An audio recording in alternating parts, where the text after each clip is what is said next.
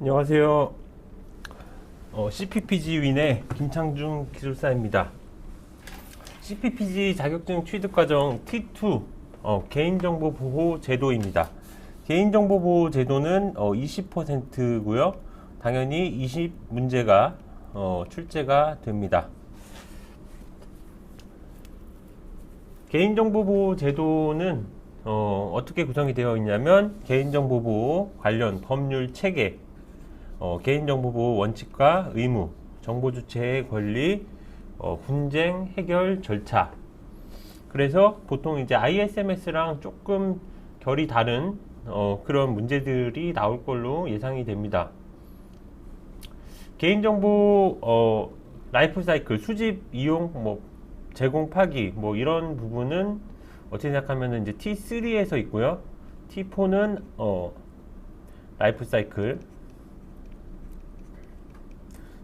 T4는 안전성 확보 조치 기준, 기술적 관리적 보호 조치 기준에 관한 거고, 이제 T5가 개인정보 보호 관리 체계 ISMS-P랑 이제 PIA 등등이 이렇게 되어 있습니다. 그래서 제도 같은 경우는 이제 법에 대한 거랑 개인정보 보호 원칙, 권리, 약간 좀 개론 같은 성격으로 보시면 되겠습니다. 개인정보보호 관련 법률 체계, 우리나라 개인정보보호 관련 주요 법 체계하고 개인정보보호법 관련 법 개요, 이렇게 보시면 되겠습니다. CPPG에서 그 출제 기준을 모두 포함을 했는데 설명이 조금 용이하기 위해서 좀 순서를 좀 바꿨지만 모두 포함했다는 거 말씀드리고요. 대한민국의 개인정보보호 관련 법제를 한번 알아보겠습니다. 이거는 이제 대한민국의 법제 구조로서 개인정보보호뿐만 아니라 모든 법제가 이렇게 되어 있습니다. 제일 위에는 이제 헌법이 있는 거죠. 그 다음에는 이제 법률, 그리고 대통령, 명령, 이런 순서로 되어 있고요. 그 다음에 이제 대통령령, 이거를 이제 시행령이라고 하죠. 조약이나 국제법규 이런 거는 이제 국가에서 이제 외교통상부에서 하는 굉장히 상위 수준의 법령으로 볼 수가 있고요. 국회 규칙, 대법원 규칙, 이거는 규칙은 이제 원래 수준이 좀 낮습니다. 여기도 이제 규칙이 있는데, 그렇지만 우리나라도 그 보통 행정부, 입법부, 사법부가 분리가 되어 있잖아요. 그래서 행정부 같은 경우는 일반 중앙행정기관, 예를 들어서 보건복지부, 해양수산부 이렇게 되어 있지만, 입법부는 이런 규칙이 대통령령과 마찬가지로 한 단계 급이 올라가 있습니다. 헌법재판소 규칙, 중앙선관위 규칙, 이렇게 이거를 이제 보통 3이라고 하죠. 3부. 그래서 행정부 같은 경우는 보통 이제 이것들의 수반이 이제 대통령인 거고, 행정부 같은 경우는 국무총리, 입법부 같은 경우는 국회의장이 있겠죠. 사법부 같은 경우는 대법원장, 여기. 그래서 플러스 알파로 중앙선관위, 위원장, 여기까지 해서 보통 5부 요인이라고 하죠. 대통령, 국무총리, 의장, 대법원장, 중앙선관위, 플러스 알파로 또 야당 대표 이렇게 해가지고 의전 서열이 여당 대표 정해져 있기도 합니다. 그건 이제 사실 중요한 건 아니고요. 그 다음에는 이런 총리령과 부령, 둘 다 여기서부터 여기까지 시행령인데, 대통령령이나 부령까지, 총리령까지 합해서 이것들은 이제 명령이에요. 명령. 이런 명령은 해당 기관에서 그냥 직권으로 발효가 되죠. 그럼 법률 같은 거는 보통 국회나 이제 행정부에서, 행정부 이런 무슨 보건복지부 이런 데서 이제 법률을 발의를 하는 거죠. 그러면 국회에도 뭐 운영위 무슨 뭐 또 뭐 국방위 뭐 교육위 뭐 이런 데가 있잖아요. 그런 이제 소관위라고 하죠. 소관위에서 된 게 나중에 이제 법사위로 올라가죠. 그래서 법사위에서 그 법안에 그 보통 작구라고 하는데 보통 좀 합리적으로 적용될 수 있게 형식을 보통 보는 거죠. 물론 이제 소관 부처 위원회에 있는데 이 밑에 뭐 소위원회가 있을 수도 있습니다. 그래서 여기서 이제 발의된 조금 뭐 이제 법률이 이쪽으로 이제 올라가서 마지막에 이제 국회의원 이제 투표로서 결정이 되는 게 이제 법률 이런 거고요. 이런 시행령은 기관에서 명령만 하면 되는 거고요. 기관장이 명령하는 거죠. 이 밑에 행정규칙과 뭐 훈령, 예규, 고시, 지침 이런 것들은 어떻게 하면 그 밑에 있는 거죠. 그래서 법률에 있는 거를 대통령령에서 조금 세부적인 거를 대통령령으로 정한다. 그러면 대통령령에서 세부적인 가이드라인을 제시하는 거고, 이 밑에 시행령 밑에 이런 것들은 진짜 또 하나의 가이드라인이죠. 그렇게 이제 구분이 되어 있고요. 물론 이제 규칙에도 시행규칙이 있고 행정규칙이 있어요. 행정규칙은 그 기관이 준수해야 되는 내규로 보시면 되고요. 시행규칙은 전 국민이 국민이나 이제 뭐 사업자, 물론 이제 해당되는 사업자만 준수해야 되는 그런 수범자가 준수해야 되는 거죠. 그래서 행정규칙을 어기면 뭐 이런 그 기관의 내규에 의해서 뭐 징계를 받는다거나 뭐 이러지만 시행규칙을 어긴다면 뭐 행정벌, 뭐 과태료나 과징금이나 뿐만 아니라 이제 형사처벌도 받을 수도 있습니다. 뭐 징역, 벌금 이런 것들은 형사처벌이죠. 그래서 이런 이제 법 체계를 알고 계셔야죠. 그래서 법, 시행령, 그다음에 고시, 고 이렇게 순서들을 알고 계시면 되겠습니다. 법률 간에 이제 충돌이 날 수가 있죠. 상위법에서는 이제 해석하기에 따라서 이거는 뭐 A 사업자는 해도 된다고 했다 하더라. 뭐 밑에 하위법에서는 안 된다고 했다 하더라.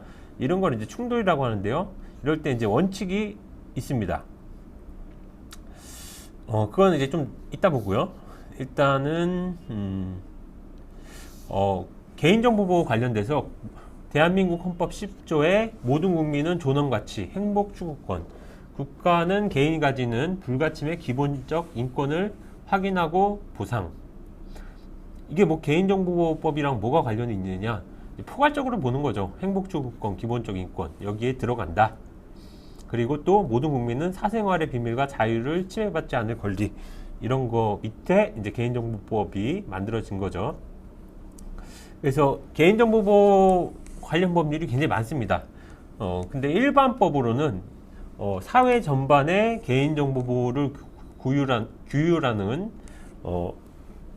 개인정보보호법이 있는 거죠. 이거 보편적인 법률이고요. 특별법은 정보통신망법은 정보통신 서비스 제공자들, 신용정보법은 뭐 보통 금융기관 이런 것처럼 규율 대상자를 특정하는 법이 있는 거죠. 예를 들어 정보통신 서비스 제공을 안 한다. 그러면 정보통신망법에 규율이 되지 않습니다. 수범자가 아니라는 거죠. 그리고 이제 시행령이 있죠. 대통령령, 국무총리령, 행정안전부령 이런 명령이 있는 거고요. 그리고 이제 고시나 자치법규 뭐 이런 것들, 안전성 확보 조치 기준, 기술적, 관리적 보호 조치 기준, 이게 개인정보보호법에 관련된 거고요. 표준 개인정보 보호 지침, 또 세부적으로 이 기준에서 또 템플릿을 제공하는 걸로 보면 됩니다. 지침. 그렇게 되어 있고요. 이제 법제 간 충돌이 된다. 아까 말씀을 드렸죠. 그럴 때는 상위법이 우선하는 거죠. 헌법이 제일 위에 있는 거잖아요. 그래서 헌법이 제일 높고 법률, 시행령, 고시, 자치법규 이 위에 피라미드에서 내려갈수록 우선순위가 낮은 거죠. 그래서 헌법이 개인정보법보다 높은 거. 그래서 상위법이 우선 적용된다. 이게 우선순위도 있는 거예요. 두 번째는 특별법, 개별법. 이 우선 적용된다. 그래서 특별법과 일반법이 충돌할 때 특별법이 우선 적용된다. 예전에는 개보법하고 망법하고 둘 다 망법화, 개보법 둘 다 개인정보보호 관련된 게 있었어요. 여기도 있고 여기도 있고. 그럴 땐 정보통신 서비스 제공자는 이걸 먼저 봐야죠. 지금은 이게 이제 다 여기 특례 조항으로 다 들어갔기 때문에 상관은 없지만, 그래서 특별법에 해당 규정이 없으면 일반법이 적용이 되는 거고, 해당 규정이 있으면 정보통신망법과 같은 특별법, 개별법이 개인정보보호법, 일반법보다 우선한다. 세 번째는 신법 우선의 원칙.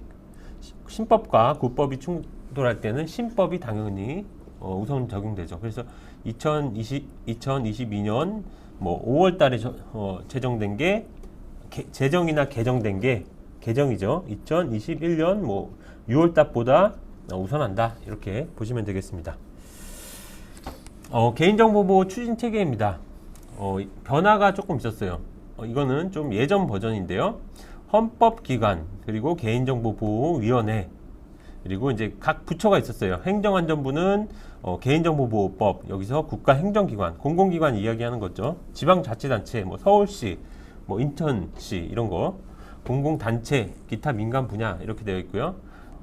행정안전부가 이렇게 이제 마크를 했던 거죠. 방통위 같은 경우는 정보통신망법, 정보통신 분야, 뭐 광고를 한다거나 아니면 뭐 인터넷 홈페이지, 뭐 방송, 뭐 이런 것들 해당이 되는 거였고요. 금융위원회는 신용정보법을 가지고 있어서 금융신용 분야, 기타 부처, 의료나 이제 보통 교육 관련된 거는 이제 보건복지, 교육, 법무, 노동, 소관 분야가 있었는데 이게 바뀌었습니다. 이제 개인정보보호위원회가 컨트롤 타워 역할을 해서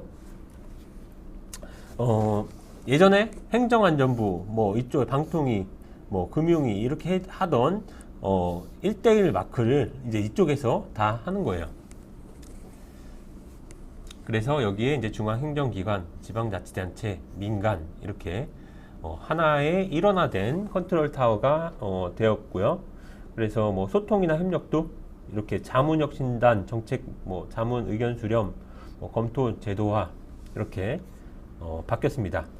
그 이제 시발점은 데이터 3법 개정으로 여러 부처에 분산되었던 개인정보보호 감독 체계가 보호위원회로 일원화됨에 따라서 2002년 8월 5일 개인정보보호위원회는 통합, 감독기구 기능을 수행하는 독립적인 중앙행정기관을 출범한다. 그래서 개인정보보호위원회가 이제 국무총리 산하의 실무적인 위원회로 바뀌었어요. 그래서 개인정보보호위원회 위원장은 장관급의 이제 부서예요. 장관급.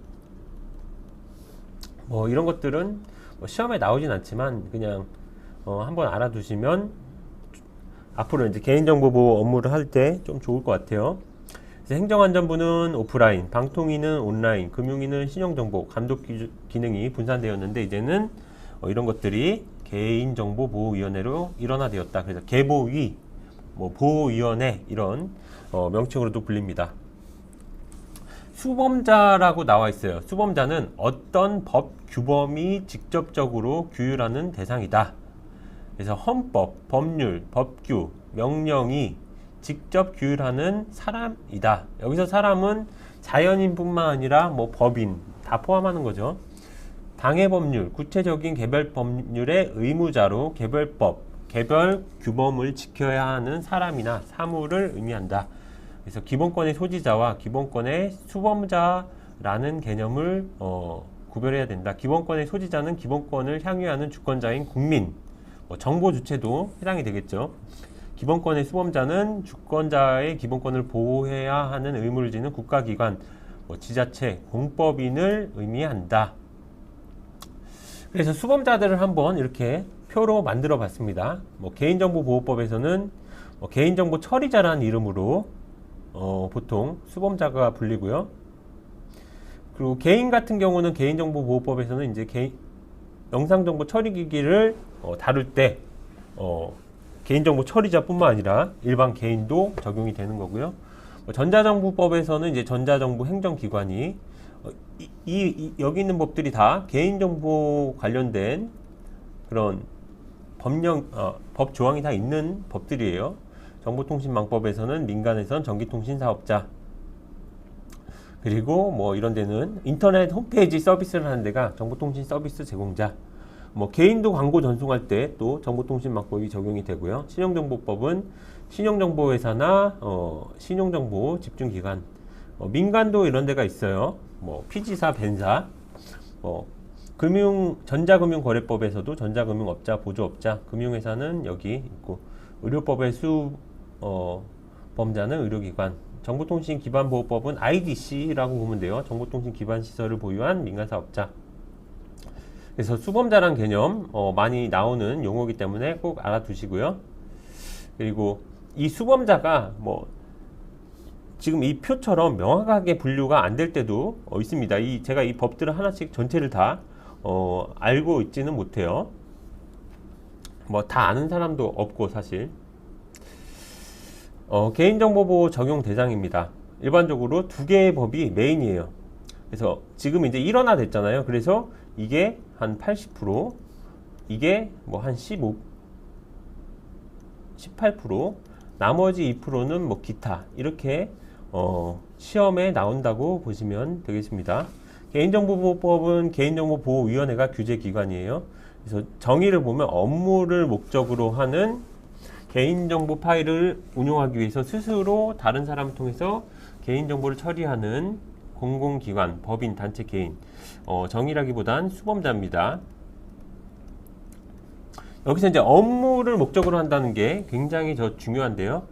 직업상, 사회생활상의 지위에 기하여 계속적으로 종사하는 사무나 사업의 일체를 의미하는 것으로 보수 유무나 영리 여부와는 관계가 없으며 일회 행위라도 계속 반복의 의사가 있다면 업무로 볼 수 있다. 그래서 돈을 버느냐 안 버느냐가 중요하지 않아요. 그리고 돈을 일하면서 받느냐 안 받느냐도 중요하지 않아요. 그냥 개인정보를 처리하면 다 해당이 됩니다. 하지만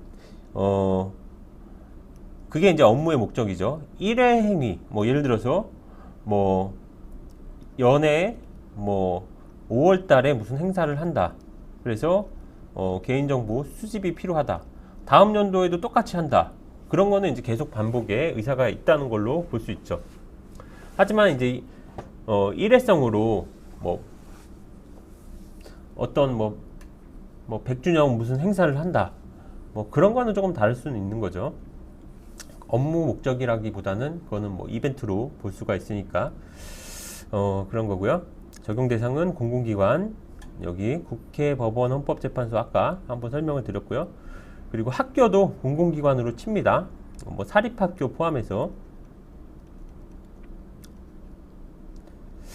법인, 단체, 개인, 일반적인 회사를 의미하는 거죠. 개인이라고 하면은 일반 그냥 자연인을 의미할 수도 있고요. 그리고 개인 사업자를 의미할 수도 있겠죠. 보호 대상, 정보 주체죠. 처리하는 정보에 의해서 알아볼 수 있는 사람으로서 그 정보의 주체가 되는 사람. 여기 있네요. 네, 대상자, 수범자, 개인정보 처리자.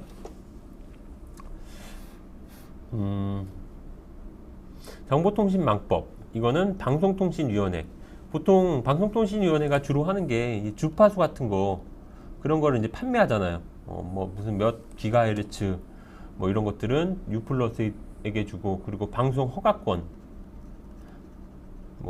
이건 중요한 건 아닙니다. 이런 것들을 JTBC나 그리고 YTN이나 TV조선이나 이런 거를 막 주고, 그리고 여기서 무슨 방송에서 부적절한 거가 있으면은 징계도 주고, 또 명예훼손 이런 거 인터넷 홈페이지 하면은 삭제하도록 요청도 하고 이런 거죠. 정보통신망법은 전기통신 사업자와 영리를 목적으로 전기통신 사업자의 전기통신 역무를 이용하여 정보를 제공하거나 정보를 매개하는 자. 쉽게 말해서 이제 망 사업을 하는 사람들이 전기통신 사업자고요. 전기통신 업무가 이제 인터넷 망이라고 보면 돼요. 그래서 정보를 제공하거나 매개하는 자, 이게 뭐 쇼핑몰이나 이런 게 될 수도 있죠. 여기서 영리 목적이라는 거는 재산상 이익을 취득하거나 이윤을 추구하는 목적이 있음을 의미한다. 그래서 돈을 버는 목적, 돈을 실제로 벌었느냐, 손해가 났느냐, 그게 중요한 게 아니죠. 목적 자체를 보는 겁니다.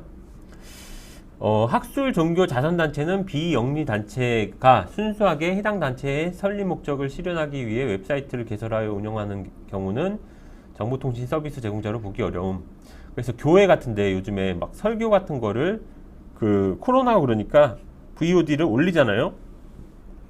이런 것들은 이윤 추구라기보다는 비영리 행위로 볼 수가 있죠. 그래서 홈페이지를 가지고 있다 하더라도 정보통신 서비스자로 보기는 어렵다. 하지만 이윤 추구를 하려고 한다. 그러면 볼 수도 있는 겁니다.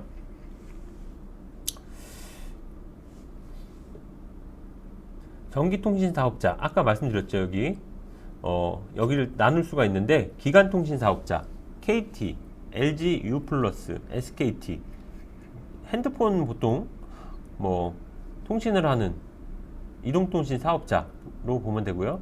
별정통신 사업자, 국제전화 서비스, 요즘에 많이 없어졌지만 인터넷 접속 이런 거 뭐 U+, 뭐 SK 브로드밴드 뭐 이런 것들, 인터넷 전화, 뭐 옛날에 LG 데이콤 이런 것도 또 LG U+에서 하고 그러죠.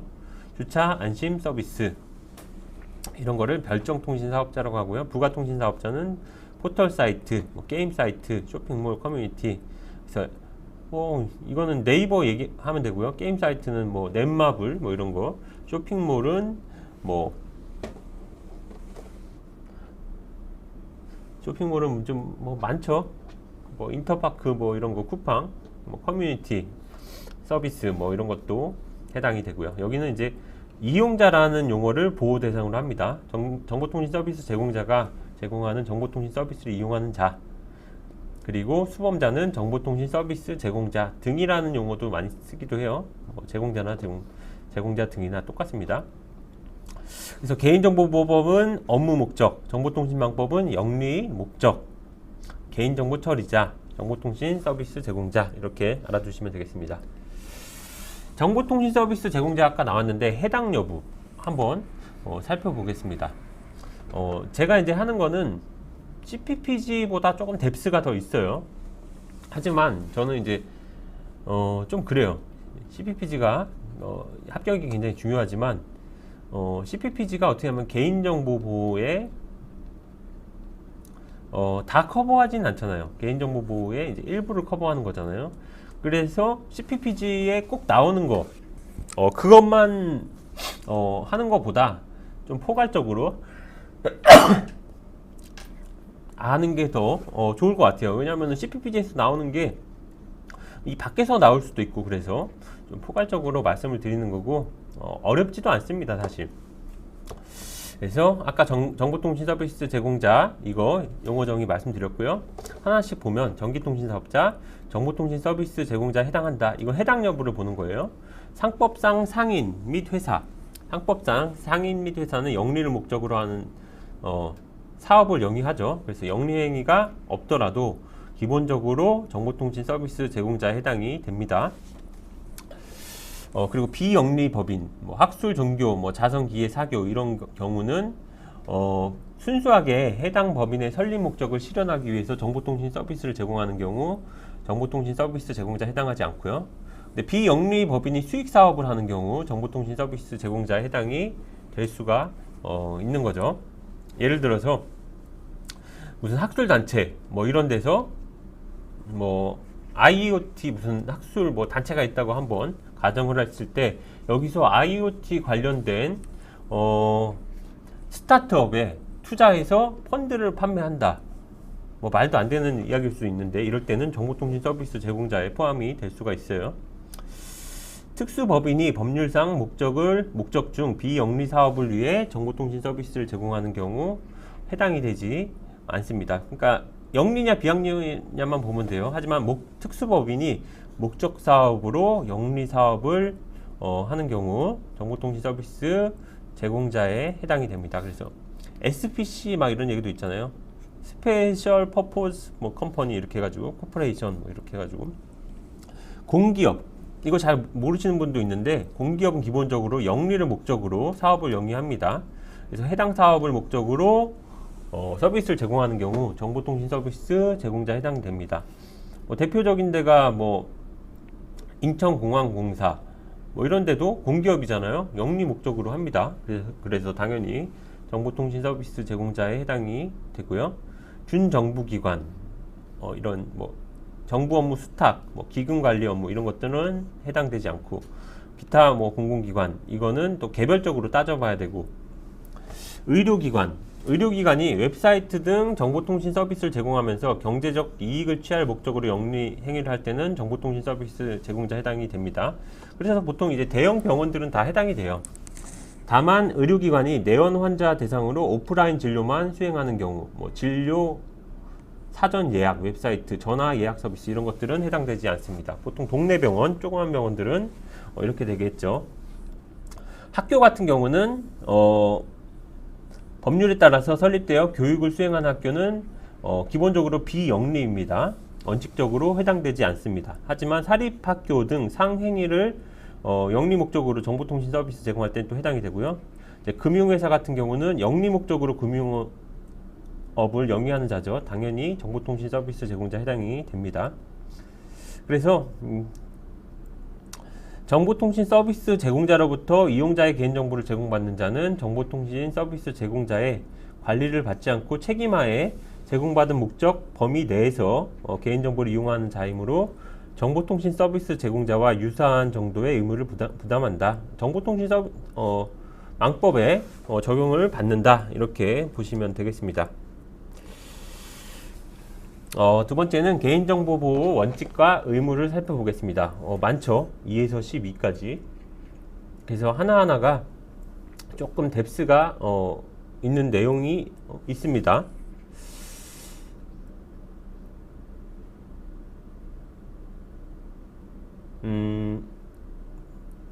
기본적으로 이게 CPPG에서는 이렇게 했더라고요. 개인정보보호법을 보통 이제 1조부터 뭐 80몇 조까지 있는데, 이것들을 어떤 거는 뭐 2단원에 넣고, 어떤 거는 3단원에 넣고, 어떤 거는 뭐 4단원에 넣고, 어떤 거는 뭐 5단원에 넣고, 임의로 조금 넣었어요. 뭐 출제기관 마음이죠. 그거를 제가 이제 똑같이 분류해서 그 법조항을 넣었고요. 누락된 거는 없을 거라고 생각이 됩니다. 더 넣으면 더 넣었지 누락은 없습니다. 그래서 한번 보시면 개인정보보호 원칙, 개인정보보호법을 얘기하는 거죠. 법 3조는 개인정보 처리와 관련하여 국제적으로 통용되고 있는 원칙들을 반영하고 있다.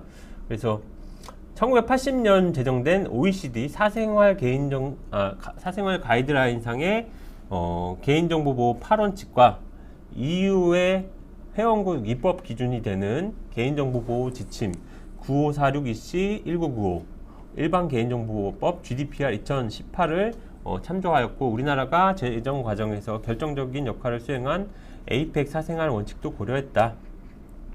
그래서 시험 문제에도 이런 뜬금없이 이런 것들이 나올 수도 있어요. 그런데 이런 것들은 주로 답은 아니에요. 그냥 하나의 문장으로서 나올 수 있고, 더 정말 뭐 100점을 맞고 싶다 그러면 이런 것도 다 알아두시면 좋죠. 그래서 우리나라는 뭐 영국, 스웨덴, 캐나다 이런 개인정보보호법을 참조를 해서 만들었습니다. 그래서 3조의 개인정보보호 원칙을 보면 개인정보 처리자는 개인정보의 처리 목적을 명확하게 하고 그 목적에 필요한 범위에서 최소한의 개인정보를 적법하고 정당하게 수집해야 된다. 법에 맞게 고지하고 정당하게 동의하고 이런 걸 의미하는 거죠. 그래서 뒤에 OECD 프라이버시 8원칙과 매핑을 한 게 있습니다. 그래서 이건 최소 수집의 원칙 이렇게도 얘기합니다. 그 다음에 개인정보 처리자는 처리 목적에 필요한 범위 내에서 적합하게 개인정보를 처리하여 하며 목적의 용도로 활용해서는 안 된다. 이거 좀 써볼까요? 최소 수집. 이거는 이용 제한의 원칙이라고 합니다. 그러니까 용도를 제한하는 거죠. 목적 내에서만 활용을 해라. 세 번째, 개인정보 처리자는 처리 목적에 필요한 범위에서 정확성, 완전성, 최신성이 보장되어야 한다. 이건 정보 정확성의 원칙이라고 합니다. 그리고 네 번째는 개인정보의 처리 방법 및 종류에 따라서 정보주체의 권리가 침해받을 가능성과 그 위험 정도를 고려하여 안전하게 관리해야 된다. 안전성 확보의 원칙이죠. 5번 같은 경우 개인정보 처리 방침 등 개인정보의 처리에 관한 사항을 공개해야 하며 열람 청구권 등 정보 주체의 권리를 보장하여야 한다. 그래서 이런 것들은 처리 방침 공개의 원칙, 보통 이제 투명성에 관련된 거죠. 그래서 처리 방침 공개의 원칙.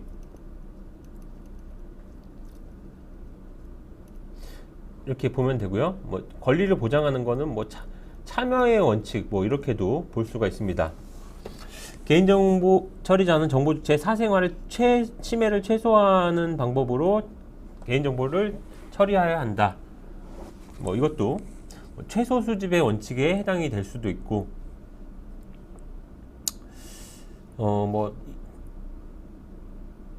이용 제한으로도 될 수도 있고, 그렇죠.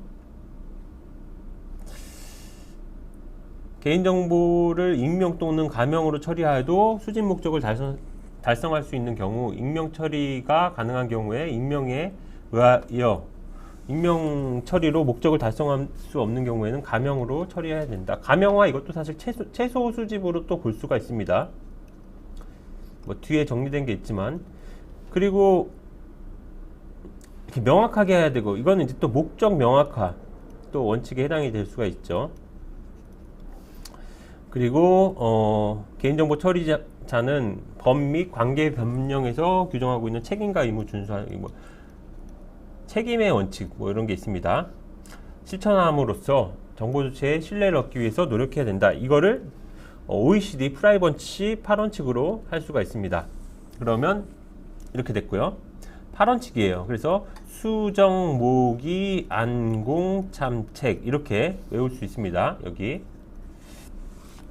시험에 반드시 나오는 거죠. 그래서 아까 나왔던 거, 합법적, 공정한 절차로 수집, 동의나 법적 근거에 의해서 수집한다.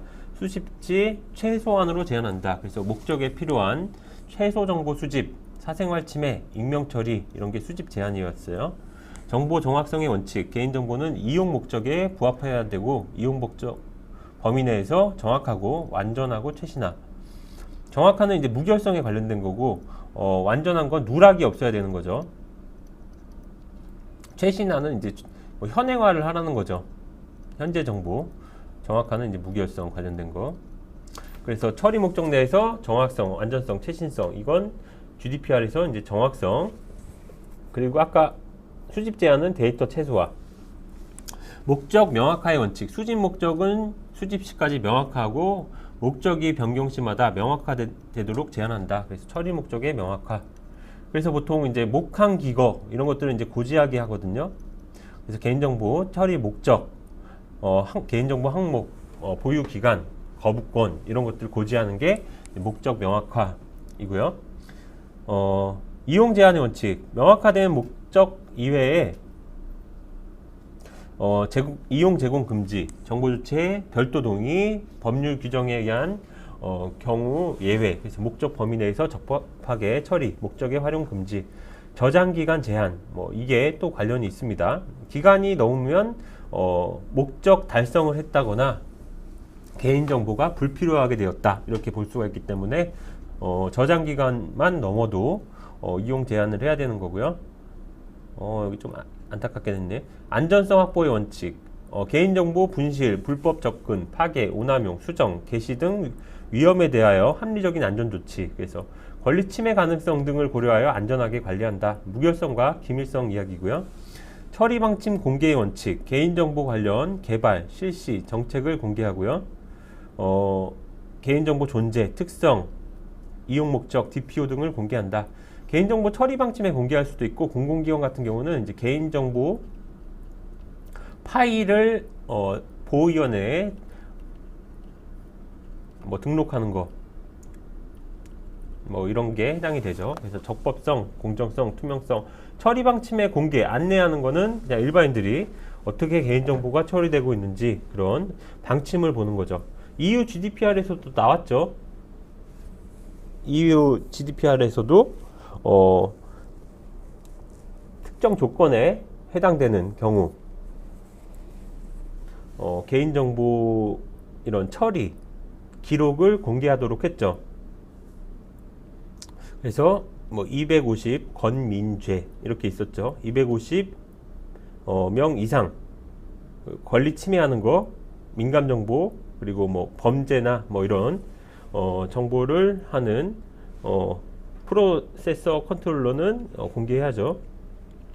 정보주체 참여의 원칙, DPO로부터 본인의 개인정보 여부 확인 권리, 그리고 본인 개인정보에 대해서 통지받을 권리, 열람 청구권 등 정보주체 권리 보장하는 거, 책임의 원칙, 위의 제 원칙, 모든 원칙이 지켜지도록 재반 조치 책임, 개인정보 처리자의 책임 준수, 신뢰 확보 노력, 책임성.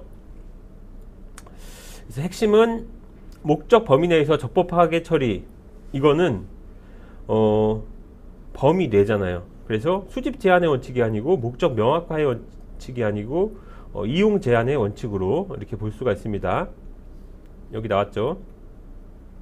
여기 개인정보 처리 방침 공개를 개인정보 공개의 원칙 이렇게 유치하게도 문제가 나옵니다.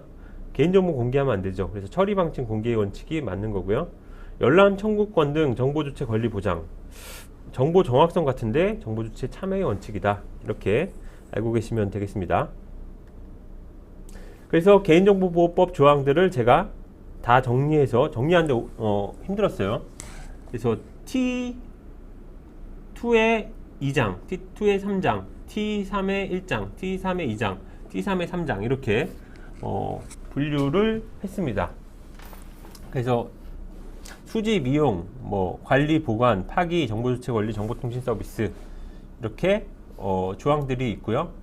그래서 이것들은 이제 row.go.kr 나중에 이제 찾아볼 겁니다. 여기에서 조항들을 찾아볼 수가 있고요. 옛날에 개인정보보호 관련된 게 여기 빨간색으로 되어 있던 게 다 지금은 특례 조항으로 넘어갔어요. 이쪽으로 넘어간 겁니다. 이렇게 다 여기로 넘어갔죠. 얘네들은 여기랑 여기랑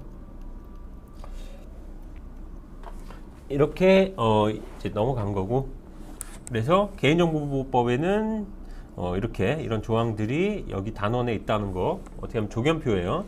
그리고 정보통신망법 해당되는 것도 여기에 39조의 특례 조항에 있다는 거.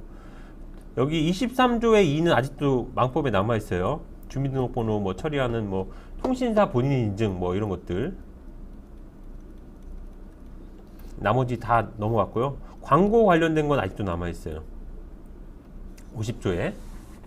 이렇게 이 조견표를 보고 찾아보시면 되겠습니다.